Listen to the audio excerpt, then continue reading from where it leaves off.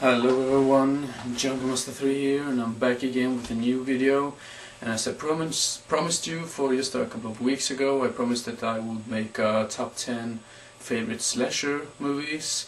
And of course I also promised that I'm not going to be that mainstream, like picking the Friday the 13th, some of those franchise, or Nightmare on Elm Street or Halloween. I'm not going to be that mainstream, so I'm more going into movies that are not really that well known, hopefully. So let's begin with number 10. And number 10, at the number 10 spot, we got New Year's Evil. And I really liked this movie. I know it's not really many people that likes this movie, but for some kind of reason the guy who played the murderer in this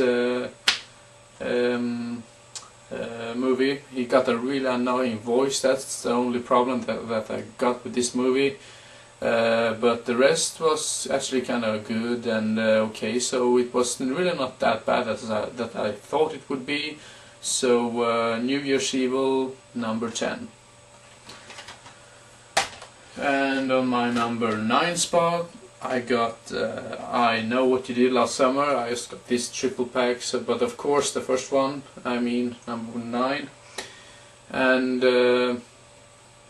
yeah, it's like a teen slasher, you know, like the Scream, in the same way as the Scream movies and the Urban Legend movies and all that. Probably I should have picked some of the Urban Legend movies or something like that instead, but I choose to pick this one instead, I Know What You Did Last Summer.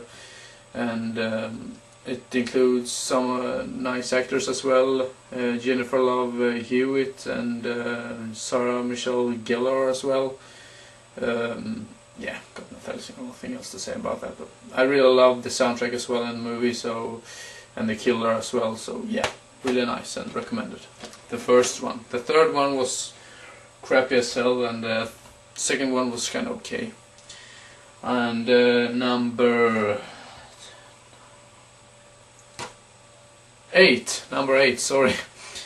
At my number 8, I got Shrooms, and I've also heard that I think this is very underrated as well. I don't think it's that bad. I think I actually like this movie, and I really like the twist in the end, because you have no clue who the killer is. Or you have some clues, but you're not really sure if it is in that way, and it's kind of a mindfuck movie as well, because they're about drugs and all that kind of shit in this movie, like magic mushrooms and all that. So, but I really like this movie. It was dark and yeah, very dark movie, but I really loved this movie. And the environment in this movie as well, I really like that as well. So yeah, the acting was not the greatest, but I still think that doesn't matter when you got nice environment and good story, and yeah, you know, all that. I have a very big problem about counting down. Don't really know why, but number 7, I got the original My Bloody Valentine, and unfortunately this is the cut version. I wasn't able to find the uncut version, and that's really a shame, because I really want to see the uncut version, but for some reason we don't have that edition here in Sweden. But I still think it was a really nice slasher, and yeah, I don't really know if I'm going to say anything more about this movie, but it's about a guy who is killing people on Valentine's Day, and yeah, I really like this movie. And I really love the ending soundtrack in the movie as well. Yeah, really nice 80s horror movie. And number 6. At number 6 we got Happy Birthday to Me, which I actually saw pretty recently, and I really love the killing scenes in this movie, and I really like the twist in the end, although I didn't really understand the twist in the end, but I didn't really understand the end, but I still really loved it, because you had to think when at the end very much. So me and my friend, we actually when we saw the end credits roll on the screen, we actually played the movie back to see the end again, because we didn't even get it, and we did that like over and over again, but we still didn't understand. So I guess I have to see this movie once more. But yeah, Happy Birthday to Me, a really nice movie to see. Yeah, really nice yeah, slasher. And I really like this guy here on the back that gets his yeah, not really going to spoil anything, but I think you really know what I'm meaning about that. And number 5, I've mentioned this movie in my other videos, but I just had to pick it in as my favorite slasher movies. Yeah, and that is Silent Night, Deadly Night. And who doesn't like a Santa who's killing people? I really love that concept, and I've said it before. I can never get, this movie never gets old. I can see it over and over again. I can see it in the middle of the summer. I don't care. I love this movie. So and I really love the killing scenes as well in the movie, and the way he punished the victims and all that. So yeah, Santa Claus as a killer, awesome. Yeah. And number 4, I don't really know if this is like a slasher movie, but some people maybe consider it as a slasher movie, but yeah, anyway. And that is Wishmaster. I'm not really sure if it's a slasher, like I said before, but I just had to pick it in my list because I really love it, and I really need to get the second one, the third one and the fourth one. I know people say that the third one and the fourth one is like garbage, but I still have to have them in my collection so I can see if they are bad, like everyone else say that they are, but yeah. And it's about this demonic jinn that makes your dreams come true, or whatever you want to say, but it turns out that it's something completely else. So yeah, and we got him here at the back as well. Yeah, right here, the Jinn, and he's played by what's his name, Andrew. Can't remember his name. Oh my God, Andrew. Can't remember his name, but nice movie, really nice, and it's I think is it directed by Wes Craven? I don't really know. No, it's not directed by Wes Craven, but I think it's produced or written or something like that with Wes Craven. So, yeah, Wishmaster. Not really going to go that more deep into that movie before I spoil the whole movie. And my number 3 spot is I picked to have this one instead, Maniac Cop 2, which I almost thought that it was even better than the first one.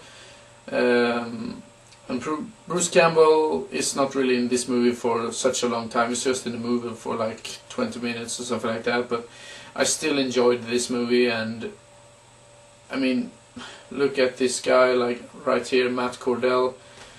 I love him even more in this movie. I haven't seen the third one yet, but I'm really looking forward to see that movie as well. But I really love this Maniac Cop 2. Because he's with another bad guy and killing people and all that, so I really love this movie. So not really going to explain more about this movie. So yeah, anyway, Maniac Cop 2. And number 2, we got a movie that you either hate or love, I believe. And personally, I love it, and that is Hatchet. And I know that Tony Todd is just in the movie for like 30 seconds or something like that, and Robert Englund is in the movie for like maybe 4 minutes or something like that.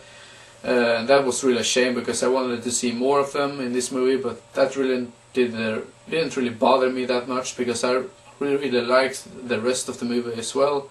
And Kane Hodder is also in this movie, and he plays the slashing guy. I'm not really going to spoil it if you haven't seen it. So yeah, number 2, Hatchet, directed by Adam Green. And my number 1 spot, I don't really know if it's that mainstream, but or if it's mainstream or not, but I can never get tired of this movie, and I've mentioned it before. I really love this movie. I really like the atmosphere in the movie as well, and the 80s feeling. And now I'm not going to talk about all that. Now I'm going to show you the movie, and that is Sleepaway Camp. Yeah, I've mentioned this in all my other videos, I believe. I really love this movie. I thought that I was going to pick the second one and the third one as well in this list, but I thought like just one movie in the franchise that would be enough. But yeah, I picked the first one, and I really love this crazy Aunt Martha that is played by what is her name? I can't remember the actor's name, but I really love her performance as Aunt Martha in this movie. She was really creepy, and I love Felissa Rose, who plays Angela. Really nice job in this movie. I really love the atmosphere, like I said before. It's not really that many killing scenes in this movie, but I can't even describe why I like it so much. This has been one of my all-time favorite slasher movies, and I've seen a lot of slasher movies, and the first time I saw this was like maybe 1 year ago or less, and yeah, I can't describe it anymore, because I really love this movie, so I have nothing to complain about, and I mentioned it before, so I'm not really going to say anything more about this movie. And it got one of the most shocking endings in slasher history, or no, maybe not slasher history, but in like horror movie history. I don't really know if that's true or not, but first time I saw it was really shocking, and I still get shivers down my spine every time I see the ending, although I already know who the killer is and all that. So yeah, that's probably why I like this so much as well. So yeah, and I really love the actors as well in the movie. So now I'm not going to say anything more, so yeah, so I'll just going to end the video right now and shut the fuck up. So yeah, hope you enjoyed, and see you next time. Bye bye. 10. And at my number 10 spot on slasher movies, number 10 is oh, what the fuck, can't even see the goddamn movie.